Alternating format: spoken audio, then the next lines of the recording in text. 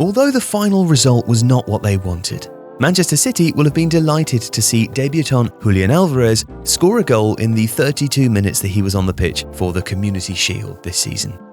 But the forward might not have been playing if the Manchester club had followed a rule of thumb adopted by many elite European sides: never sign directly from South America.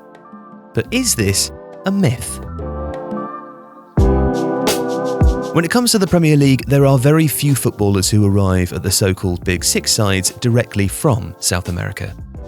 Of the current South Americans playing in the league, only 5 have made the move directly to a Big Six side.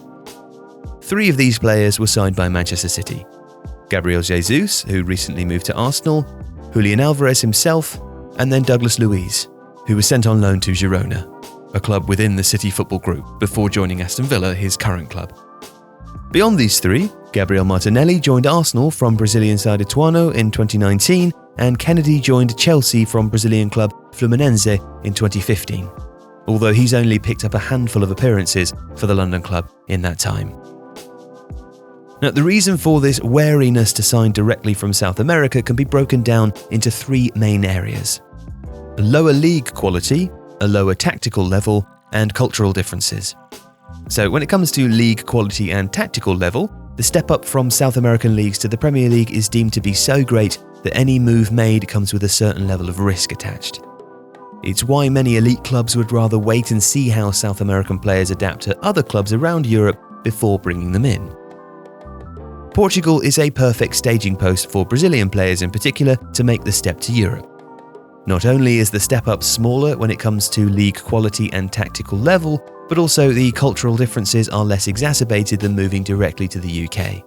This isn't simply about adapting to life in a country which speaks the same language and enjoys a lot of cultural crossover. The step up to the Premier League also throws these players under a global spotlight that simply isn't there in Portugal.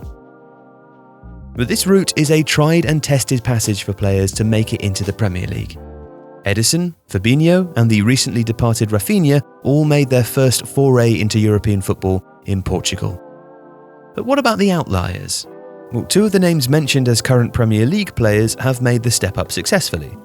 Regardless of how you read his time at Manchester City, Gabriel Jesus has performed at the highest level both domestically and in European competition, something which has prompted Arsenal to bring him in this summer.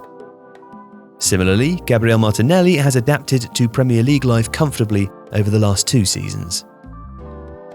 But that is not always the case. Chelsea's signing of Kennedy will not go down in history as a success, and although he's now a regular in the Aston Villa side, Douglas Luiz never made a senior appearance for Manchester City.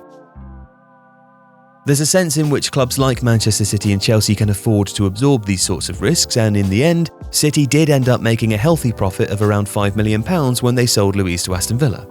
But the success of players like Gabriel Jesus shouldn't really be viewed as a triumph of scouting. The Sao Paulo native didn't show up thanks to careful data filtering or the work of a canny-eyed scout.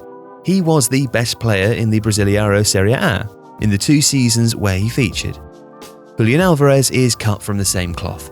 Over the last couple of years, he was the standout in Argentina's Primera Division as his team, River Plate, challenged for the title.